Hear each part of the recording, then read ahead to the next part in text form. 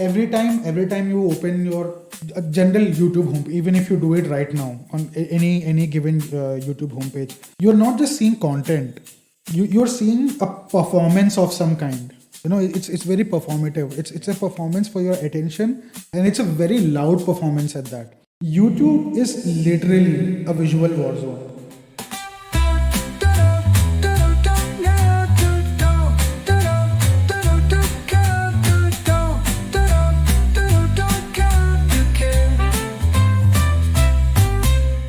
Between the three of us, I think Ashmita is the one who talks a lot. Like, not in Yeah. a wrong way, but like you willingly or unwillingly, Overshares. you speak a lot. I Sometimes you overshare a overshare. bit, yes. It's not sometimes, it is fully, and it's also, I have spoken to my psychologist about this. When my diagnosis was happening of ADHD, that time she asked me.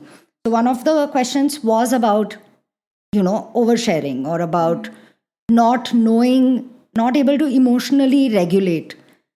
And that's a constant problem with me, like since childhood. Well, listener, last episode we came to know that if more than one of us had some mental illness, now we have a name to the mental illness. It's ADHD in Ashmita. Yeah, Obviously, the remaining two of us won't be volunteering that information. It is very relevant to the topic we're talking about. Yeah, back to you, Ashmita, please. Carry on. And it's not one or more of us have mental illnesses. I said at least one of us. guarantee all three of us have. Bold of you to assume that you are sane. Please. I am fine. Absolutely not. Absolutely not, Prakhar. Just oversharing is a real thing. Yeah. But is it a good thing or a bad thing? Or is it just, it depends? It's a thing, I guess. It's not But a... it has more, I think, bad repercussions than good Depends repercussions. on the situation, I guess. All you need to do is you need to share one thing that is personal to you, and then after that you know my entire life history. I mean, that might be entertaining for a lot of people, I would imagine. Absolutely. Yeah. Somebody has to tell me, no friend, this is the issue. Happy to remind you what your issues are. I remember Thanks, last Andy. night. I am aware of that. Before we start, just I'll start with you, Prakhar. Like, what are your most frequent forms of entertainment? Let me ask you this. Like, what are your go-to avenues if you want to while away some time or just pass some time? If you have a half an hour to kill, what would be your go-to thing to do? I would just, scroll through Netflix or any OTT platform just to have like a, while I'm eating or while I just want to have like a 10-15 minutes break, just watch a small episode of some series or just a small travelogue of a, a biker, because I travel a lot. So I love watching videos about new places and how bikers travel to these places and their experience. And so it's just about like going online and watching a few clips or a series. I mean, what if anything compels you to watch a particular video? Nothing really. It's just about, just I want to kill time and I have nothing else to do, to be honest, So that's the only avenue I have to, kill my time with. And how long does it usually take you to decide on what video to watch? 15 minutes. So basically, I'm just, that's true. I'm 30-minute just scrolling. break, you take about 15 minutes to decide. It's such a stressful thing to do now because, whenever, so I turn on my TV, I go to Netflix and I get my food and I'm just sitting, eating and just thinking, what do I have to watch? And then the minute I decide, it's the last piece of food I'm eating. So, and then it's just another 10 minutes of just watching that video for the sake of watching it. And then, it's just weird. I don't know why it takes so much time for me to, scroll through and decide which video I have to watch. But yeah. I'm really, really glad you said that. What about you, Ashmita? I think I have an easier time because I have, firstly, I have specific things, specific choices, right? And plus I have time periods where I I mean, where I want to watch just one kind of thing or want to read just one kind of thing for a very, very, very, very long period of time till the time I get bored of it.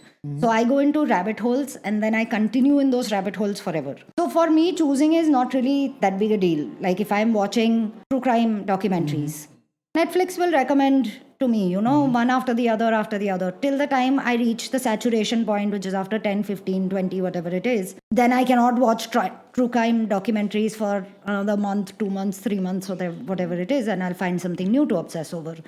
Same thing with reading, podcasts. So for me, it's pretty easy. Yeah, I mean, talking of entertainment, we were talking about entertainment, and my most common form of entertainment is YouTube. And I think it would be a very fair thing to say that YouTube is genuinely the most dominant visual playground and entertainment platform available out there at this minute. There are two major issues that I face on a very regular basis with YouTube, which I sort of wanted to talk about. There is a very clearly evident dichotomy with YouTube that I find very, very fascinating, because the two things that I want to talk about are sort of very contradictory to each other, but yet it's a very integral part of the YouTube algorithm. We talk about this, especially in our line of work, that the average attention span of people, humans, has gone down drastically over the years, right? I don't know if you guys are very familiar with a quip called like you have the attention span of a goldfish. Yeah. Yeah. Well, the joke's on us, because as per the latest studies, we have a lesser attention span than a goldfish. A goldfish on average has the attention span of about roughly 9 seconds. Humans, latest studies have found that humans, 2005, it was found to be roughly around, I think about 10 seconds or something. It has gone down to about 8.25 seconds in the last 20 years. On average, a human attention span is about 8.25 seconds. Can we also have like a stat, what ideally it should be, if there's a stat, and what it used to be before like the television era came, or like YouTube era came, how it drastically changed? So if you remember the original television era, there was definitely a paucity of choice, but it was like you have these 5 fixed channels and that's all you can watch. Either you choose to watch it or you don't watch it. There is no other option there. But now we are struggling with something called the paradox of choice. And this has been researched over and over and over again over the years. And this attention span reduction has something to do with that, obviously. And there are a multitude of other contributing factors. So it works in their favor, like, social Obviously, media, like yeah. content. I mean, and Every tech works in big tech's favor. And it's obviously extremely unsurprising that even YouTube's entire algorithm is based on this fact. I do come from a different school of thought with respect to attention span. I think and I might be completely wrong in this. I was reading this somewhere, so I'm dubious of the source, right? I think how attention span has been computed is by making people watch or read or whatever, certain kinds of things and certain amount of things, and how soon they get over it and move on to the next thing, right? Which also goes to speak a lot about the quality of the content that you're watching, because this is anecdotal. So this again I'm just giving a caveat that this might have nothing to do with reality. Right. Personally, when my attention span, I have a short attention span, yes, right? Personally, when I will start watching something, scrolling, if I get bored, I will move on very, very quickly unless I'm already invested in it. Like that show Yellow Jackets. Horrible show. My God. But first season was very, very, very exciting. So I just stuck through with it. And third season, episode after episode, I knew it was getting shittier and shittier. But I was like, okay, now I have to finish this, man. Okay, stuff like that, right? We binge. We still read books that are getting longer and longer and longer. Yeah. I am rereading the LOTR series. It's not a small series. Yeah. It is not. Tolkien infamously talks about one walk for like pages and pages and pages, man. But you're engaged. The story is extremely exciting.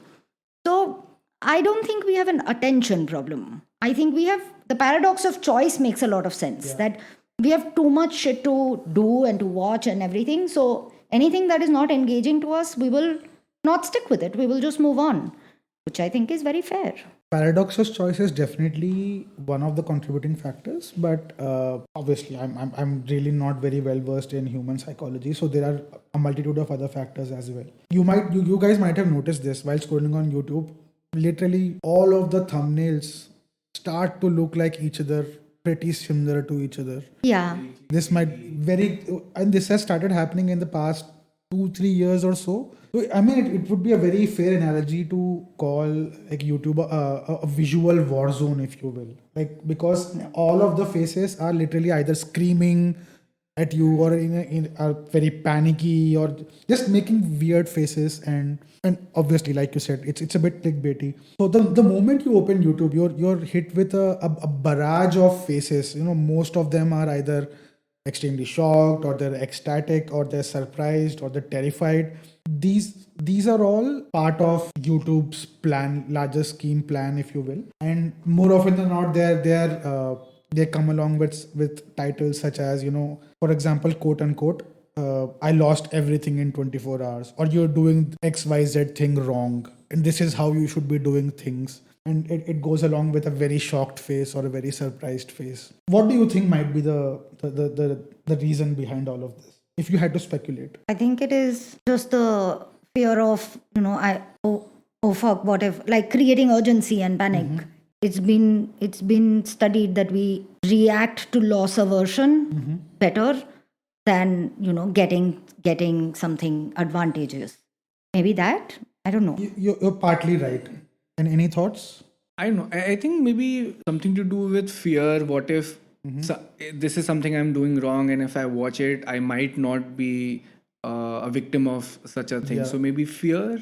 Fear is definitely a contributing factor again. The basic idea behind this is that YouTube requires you to make thumbnails such as these with screaming, with wide eyes, open mouths, glowing outlines, and a lot of general chaos in the thumbnail, like arrows pointing here and there, all of that. The titles and the thumbnails they do that so that you stop scrolling and you click now, basically, lest you miss out on what that amazing content is. So it's a general sense of FOMO.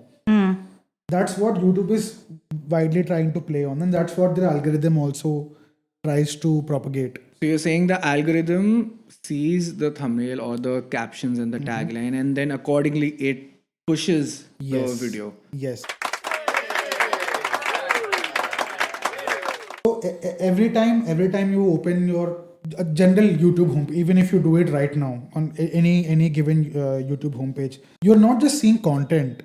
You're seeing a performance of some kind. It's very performative. It's a performance for your attention, and it's a very loud performance at that. YouTube is literally a visual war zone. Like you open any YouTube homepage, right? I have opened right now. Yeah, if you just scroll through it, you'll see like a lot of thumbnails start appearing very similar to each other. Right. So this is obviously this is not done by mistake. There's been a lot of thought put into it. This has been hundreds and hundreds of hours of A/B testing being done by YouTube and its engineers. Something very loosely coined as psychological hacking, because you're hacking into the human psyche and trying to attract one's attention and then keeping their attention there. Obviously, it's also for attention optimization, because you're trying to. It refers to the thing that I said at last, that you're trying to not just attract them, but you're trying to retain them. So emotionally expressive thumbnails. So this is again some very rudimentary psychology. The thumbnails, what they're trying to do is they are trying to hijack your limbic system. What is your limbic system? Your limbic system is your basic psychological triggers, such as fear, such as surprise, shock. So when you see those screaming faces, your surprised faces, that in a very psychological level triggers your limbic system. And that is where your fear of missing out comes on. Okay, what if I don't watch this video? What am I missing out on? Am I missing out on something life-changing? It might seem very innocuous, but that is what is generally happening, because that is triggering some part of your human psyche which makes you want to click that, which makes you want to, even if it's for just the first 10 seconds or so, you can't help yourself but even just click on it. Or even now YouTube has this option of autoplay, so if you just scroll onto that video, it'll start playing automatically. So the facial expressions such as fear or surprise perform better because they activate your amygdala, and amygdala in your brain is basically the response system, which is in response to being a prey to something else, or Okay. the basic fight or flight response Yeah. that is controlled by your amygdala. And the amygdala is getting triggered with the help of these thumbnails, the screaming thumbnails, and it's a very fascinating concept. Like this, I did not know about this, but this was just something, and this had been sort of bothering me for a very long time. Like I used to watch YouTube even before the screaming thumbnails. Why particularly this? Because this is not very easy on the eyes. It just looks horrible to me now, and everything looks the same pretty much. What did you say? Amygdala. Amygdala. Amygdala is like what exactly? Is it like a physical part of the brain, or is it? Yes. But amygdala is a very small part of your brain. If I'm not mistaken, is somewhere at the base of your brain, somewhere around here, and it basically controls your reactions. The most famous one is the fight or flight response. Okay. It So basically your self-preservation. Basically, it helps with your self-preservation of any kind. Study conducted in 2005, they found out that the human brain can recognize faces in about roughly 100 milliseconds.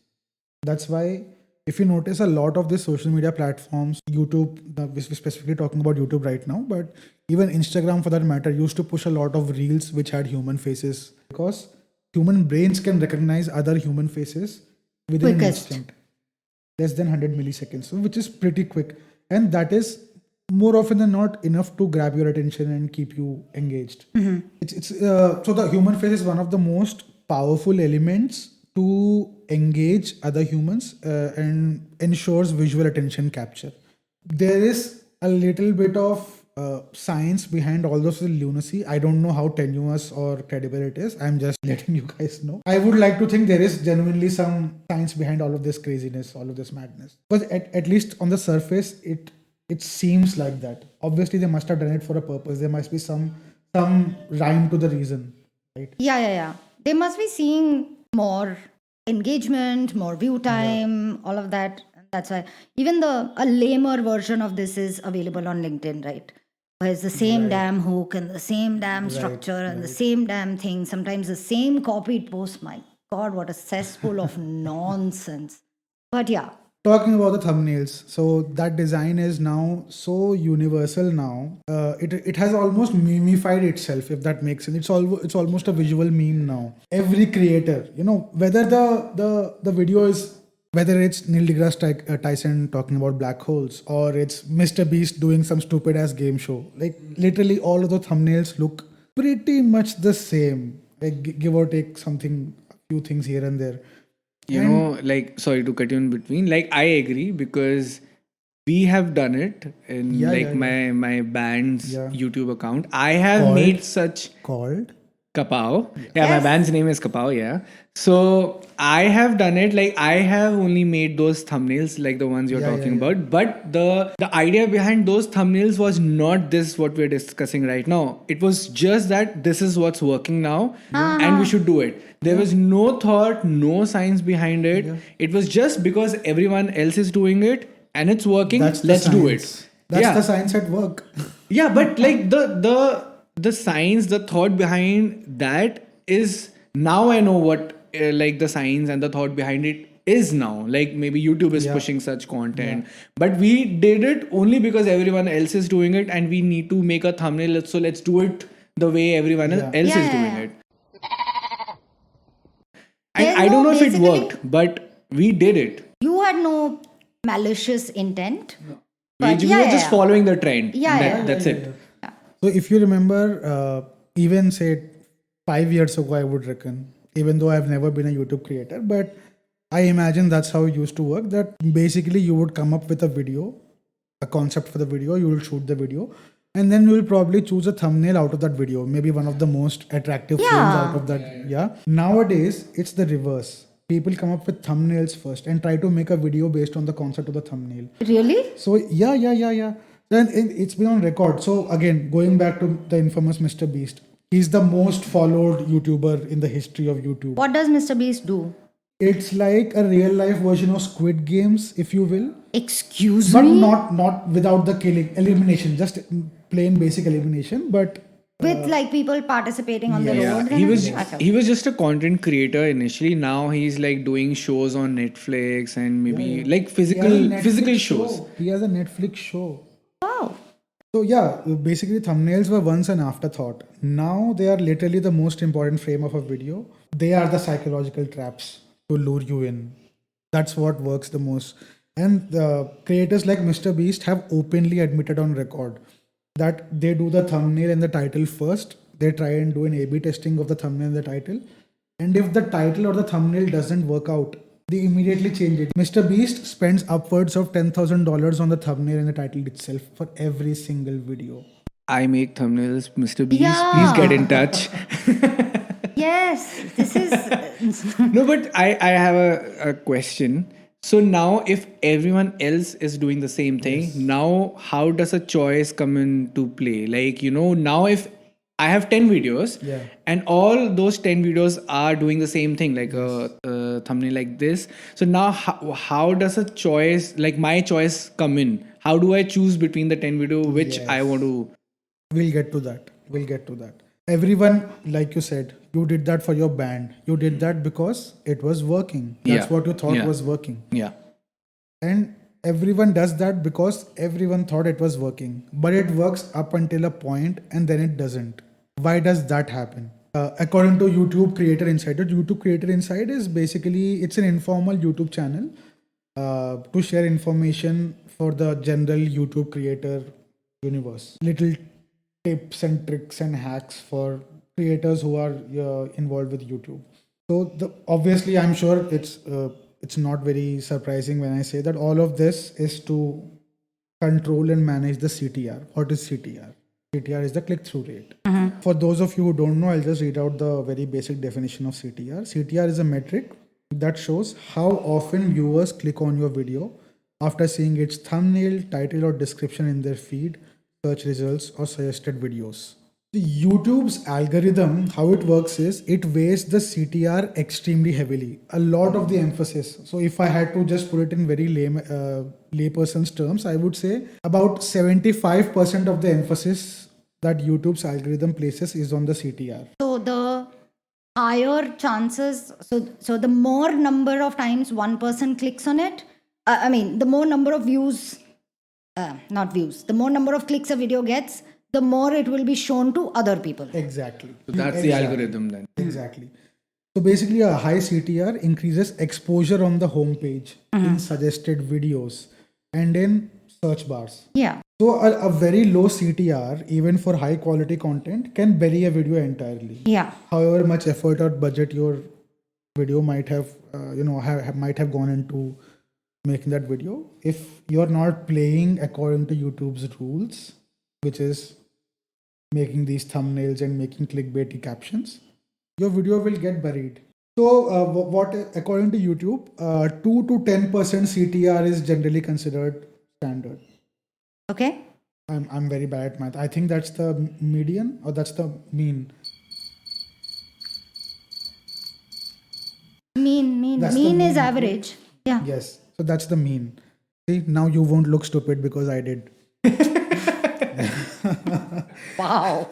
And obviously, because of this, creators are constantly pushing to be at the high end of that range. Obviously, because everyone wants to be in the 10% bracket rather than the 2% bracket. Correct. Makes sense. Yes. It is sad. It is sad. It is sad. That's the whole point. It's like a rat race. I know. Yes. In fact, YouTube's own engineering team revealed in a 2016 research paper that the click-through rate and watch time are among the two strongest signals that influence whether a video is recommended or not. Basically, you see where I'm going with this. Yeah. So it's an endless loop. Higher the CTR, the more your video will be recommended. For your video to be recommended more, you have to play by their rules, which is make these thumbnails, make these clickbaity headlines, clickbaity titles, so on and so forth. And the thumbnails just don't invite a click. They set expectations as well. If a video says, you're doing so and so thing wrong, expectation would be that you tell me how to do this right then. Yeah. But if the first 5 minutes of that video are not telling me what I'm doing wrong and how to correct it, then basically I'm it was a pointless click for me. I'm very immediately losing interest in that. So when a title says, example again, so when a title says, I spent 100 hours in the world's quietest room, this is actually a video. I think that was Mr. Beast's video. I've seen that video, Yeah. yes. Yeah. And the thumbnail shows someone screaming inside a padded box. Right? The viewer is primed for suspense because I want to know what the fuck happened. Yeah. Like, how can you live with your thoughts alone? It's a very scary place to be. Yeah. Right. And if I am not getting that satisfaction out of the video having watched that, that will probably prime me for not falling for the same trap again and again. Creators are compelled to do that at the same time trying to achieve their goals that they want to achieve through the production of that video. So if any one of those boxes is not getting clicked, it affects the CTR. And if the CTR gets affected, the video views are getting affected, which leads to a less of a payday. You're not getting paid as much as you probably would be getting paid. So when you said that it works till it doesn't work, what did you mean by that? What does doesn't work mean? Like, The doesn't work part is this. So if the title is clickbaity and I've taken that bait, but it has not satisfied my inquisitiveness for that particular topic, then I won't fall for the same trick again and again, no, unless and until I'm just looking for pain. Right? fair. So the content itself has to be decent So enough. It's a sort of a self-fulfilling prophecy in a very weird way. It also happens in the content, what I have seen. Like if there's a video of a biker who wants to promote his video, what happens is that if in that video there's let's say a small accident that happened in that video, and the clickbaity thumbnail is like, see what happened while on the way to Leh, whatever. So the thing is that the starting 5 seconds will be of the bike maybe almost hitting the car, and then the video changes just before hitting the car, and then you have to watch the entire video. That's the hook. The hook, yeah. That's how the content also works. Not just the thumbnail, but if you got the user's attention in the first 5 seconds, people will stick around to watch what happened. Either you skip it, or if you want to watch it, you watch the entire video. So I think it happens also in the content. Yes. So basically, to answer your question, if the content doesn't deliver, because once I clicked on the video, I have a certain level of expectations, right? If the content doesn't deliver, the algorithm immediately notices. So how will it notice? Shorter view duration. So if I open the video and close it within the first 15 seconds, say, so that communicates to the algorithm that this video didn't deliver to this person's expectations, right? Similarly, lower engagement. I haven't liked the video probably or I've disliked the video, even more importantly, right? Or I've left a negative review or comment, and negative feedback loops. So Will that really not have, I think if people are having strong reactions, then the suggested videos or the video algorithm will still push it. This is the creator's dilemma. So, okay, fine. I'll come to that first then. So the creator's dilemma is basically if a video doesn't have a thumbnail with very strong emotional intensity or very strong contrast or a clickbaity value loaded title, it risks invisibility. So it's basically a catch-22 for every creator out there. If they risk not doing it, then there's a very good chance that your video might not get seen by the number of people you would ideally like it to be seen by. Yeah. But at the same time, if the video doesn't deliver as well in line with the clickbaity title and the clickbaity thumbnail, then also you risk losing invisibility because the audience has lost interest pretty quickly. So it's a lot of creators have gone on record saying they hate doing this from the bottom of their hearts, but they have no option but to play along with it because that's the way the algorithm works. Yeah, now coming to the topic that Prakhar you were referring to. So I alluded to it at the top of the episode. So it's the paradox of choice, if you will. It was a term coined by an American psychologist called Barry Schwartz. It's a very fascinating concept if you actually think about it. So just to set some context, on YouTube, the supply of content is endless. I think we all agree on that fact. Over 500 hours of video are uploaded every minute. Now multiply that into the number of minutes you have in a day. I'm very bad at maths again. No, So we don't need to. It's just quite a lot, really. insane. You genuinely cannot watch that much content. Yeah. Even across your entire life. No one needs to watch so Yeah. much YouTube. In 2023 alone, and this is a couple of years ago, over 720,000 hours of new content was uploaded every day. Every single day. That's nearly 82 years of video per day. Just to 82 years worth of content is being uploaded every single day. Okay. And this is what leads us to the paradox of choice. Basically, what is the paradox of choice? It is that the feeling you get when you're always one scroll away from something maybe better. You know, there is the possibility of some piece of content being even 10% better than the content you're watching right now. That's exactly what That is happens the when paradox I... of choice. Yeah, That is yeah. what you struggle with. That Yeah. is what I struggle with. That is what a lot of people struggle Yeah, with. yeah. In fact, to be very fair, even though I said I don't really struggle with this, I did not realize it till the time you said it. When I'm on Netflix and I know that I like, okay, I'm going to watch true crime documentaries, right? Or I'm going to watch maybe thriller shows for the next, or thriller movies for the next, whatever, till I get bored. I will go on IMDb, look up the title. Yeah. Now I see the rating and I see it's good, it's well rated. I can just click in and start watching. I'm like, let me just check two others, you know? Yep. But I already have something that is nice. I can just start watching it, but I won't. Sometimes I think trailers also come in like Yes. a good, like with little help, but still, I want to watch other trailers also to Yeah, to get compare. yeah, and then I'm stuck in the same Yeah, loop. paradox. है Yeah, ना? Then I did not realize this till you said that. What this does is this triggers your FOMO, your fear of missing out on something potentially better. And this leads to analysis paralysis. So basically, you end up analyzing every piece of content you come across, and that analysis tends you and leads you to being paralyzed in making a choice. You're unable to make a choice. You don't know what you want. That's what leads to this FOMO. That's what leads to this paradox of choice.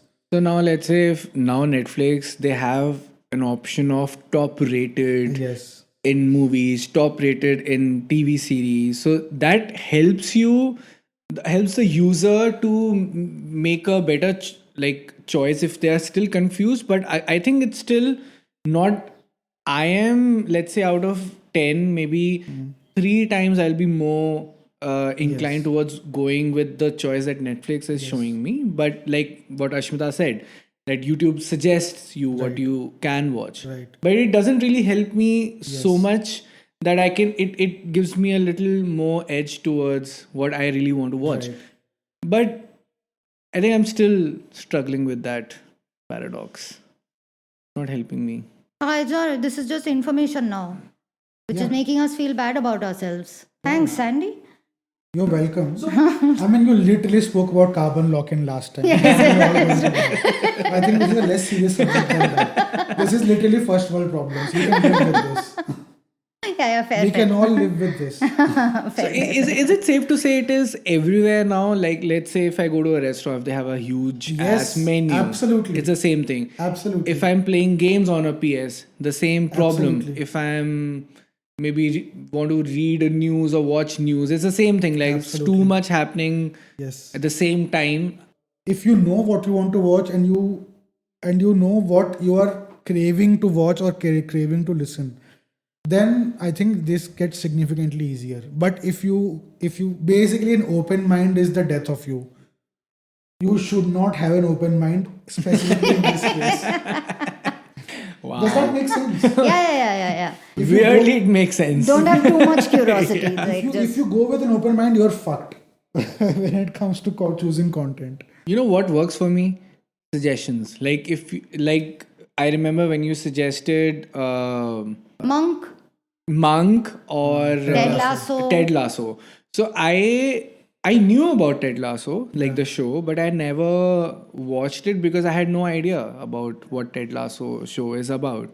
And I was not sure if I want to watch it. But then when you suggested me to watch Ted Lasso, I watched it and I liked it. Yeah. So most like I am inclined towards watching something if someone suggests. Yeah. And even if I've scrolled through that TV series and I know the name and I still haven't watched it, but someone suggests me to watch it, I watch it and Right. and it helps me. Yeah, that makes sense. Yeah, and then Because what I you have do is validation, no? You have Yeah. ready-made validation. yeah.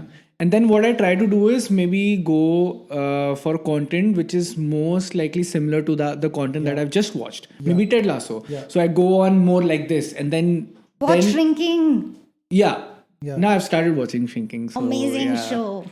Yeah. So that really helps me. But I think that is more of a long form content format, right? Shows and all. But YouTube is a. YouTube is not mostly made for long-form content, right? I mean, you can No, have YouTube is made for long. But not as shows. Like it's not a series yeah, or yeah, anything. yeah. You don't need it. Like you can literally watch it on your phone. You know, you can listen to it. It's that. YouTube is mostly for quick gratification. You click this video, in the next 10 minutes, I'll be done with this video and I can move on to something else. Just for the users, what is long form content? Instagram is like the shortest form of content. So Yeah. how do you define it's a shortest form of content or I the would long? I would say differentiate between OTT and Yeah. a shareable social media search kind of a place, right? Which is YouTube is like a between of social media and search. Because you can watch, but you can also create. You can post. You can actually post photos now on YouTube. Yes, If you have like a certain number of users, you can post photos with captions. Yes, So now it's a social media platform. Oh, I did not know that. It was always social media. That's what I was referring to when I said they do the A/B testing for thumbnails. They post the thumbnail okay. photo Okay. and the clickbaity caption, and they see whether how much engagement that thing is getting, and based on that, they'll develop the video concept whether it's working or not. Amazing. So clever. Fair.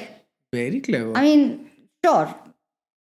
Like, okay, whatever. Yeah. But it's like OTT is different. OTT or movies, or I think movies, shows, all of this, we've always had books. We've always had a lot of choice. Yes. I remember whenever I had to buy, I had limited money, right? So I'd be able to buy a certain number of books, and I would go to the second-hand store in Lajpat Nagar. I would spend more than half a day there because I am now, in front of hundreds of books. I can buy 3 or 4 for the entire month. I need to be able to really choose 4. Yeah. And sometimes, like a little asshole that I was, I would sit down and quickly read the patla books. Like one thin book I would quickly finish so that I can buy the thicker ones and go. We've always had massive choices in the forms of entertainment that way. But those were entertainment that was not accessible to everybody, that was, gate kept in a lot of ways, which of course social media has removed. Now everybody can create content, which is honestly a good thing. It's democratizing it, which is great. But at the same time, YouTube is still different from that long form content.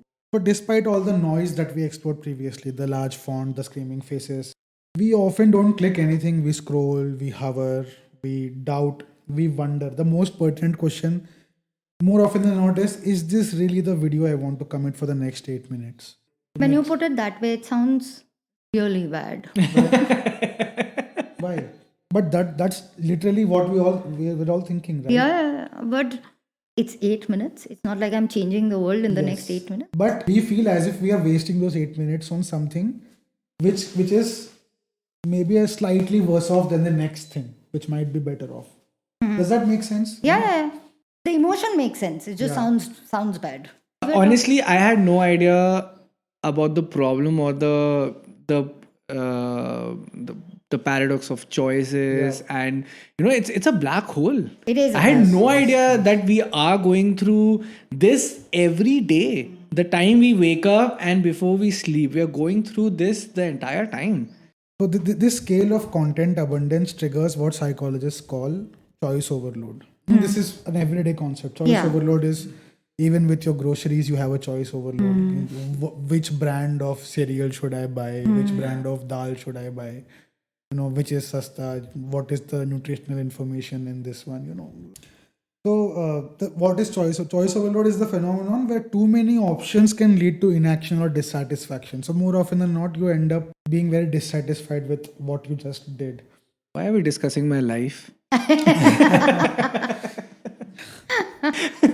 So when given more choices, people become more anxious about making the wrong choice rather than making the right choice. It's the anxiety of making the wrong choice Yeah. which very often leads you to being less satisfied and fatigued because it takes so much mental toll on you because you want to make the perfect choice every single time. It's basically it's the foreboding sense of regret that you want to avoid time and time and time again, which makes you stuck in this endless loop of like maybe this is better, because I don't want to regret having made this decision 10 minutes from now. That is, in a nutshell, the paradox of choice. And the kicker is that YouTube encourages this behavior. This is what YouTube strives off of. So this makes the homepage is designed for choice retention. The longer you browse, the more data the platform gathers about your taste, even if you don't actually end up watching anything. So the paradox of choice is one of the very fundamental building blocks of the YouTube's algorithm. Just imagine that for a second, let that sink in. So your struggles are what is making YouTube perform even better on a daily basis. I mean, I have no questions Yeah. of big tech's morals. I fully buy this. Despite knowing this, why do we keep on scrolling and scrolling and scrolling? That's the next question, right? The natural progression. So YouTube's infinite scroll feature, and this is possibly for Instagram as well, the infinite scroll feature. You keep on scrolling. Something always pops up after this. That's the infinite scroll feature. So YouTube's infinite scroll and autoplay features make the platform sticky. When I say sticky, that is what viewer retention. It helps with viewer retention, right? Because if you, I don't know if you noticed, especially on a laptop, if you move your cursor onto a thumbnail, the video automatically starts playing on YouTube, and then it has captured your attention, and that's the hook in a way. Because the first 5-10 seconds of the video plays, and then you get a chance to maybe make a quote unquote educated guess whether you want to watch that video or not. That's what makes viewers stick. Turn off the autoplay feature. This is what, especially for people who have this trouble with this thing. And this same with Netflix also. So immediately I just go into a thumbnail, the thing starts playing. So the infinite scroll feature, it ensures that there is never a sense of closure. You will never get closure as long as you're on the homepage. It leaves you wanting more and more and more, and that's what the algorithm thrives off of. The autoplay features ensures the decision is made for you rather than you having to make a decision. All of this is to say that we need to sort of recalibrate our understanding and expectations out of new age technologies, especially entertainment platforms, your OTT platforms, and your YouTubes. If you go in with this understanding, then probably it might help you recalibrate your expectations a little bit and also help you maybe deal with this constant loop of anxiety and fatigue a little bit better. Maybe because you're going in eyes wide open now. You don't seem convinced. I'm not. because I'm thinking of it in terms of addiction, right? Yeah. There is not a single smoker on the planet who will say, or I hope not, at least, not a single smoker I have met, including myself, who will tell anybody, try once, smoke once. Anytime you talk to any of us, we'll say, listen, this is a terrible fucking habit. Don't ever pick this up. All of us who are smokers have been smokers. We have struggled with quitting. There have been, today just I was looking up a Reddit thread on quitting smoking, and there were so many people. One person was talking about quitting cold turkey numerous times over the past 10 years. He's like, at least once a year I try to quit cold turkey. And then I will get back after either 3 days or 2 weeks or 1 month. So it's not that you're blind to it. You know it, but that's not how addiction works. I mean, if anything, this is just a very small guidebook, if you will. A very small guidebook. You can choose to follow this. You can try this out, but it might work, it might not work. But all I'm trying to do via this medium is just letting you know what the perils of Yeah. At least entertainment let's start platforms are. talking about it. Yeah. A 2022 MIT Media Lab study on algorithmic recommendations found that hover time and partial viewing. Hover time is, again, hovering with your cursor, and partial viewing are more predictive of future content preferences than clicks alone, right? Which means the system is optimizing even your indecision.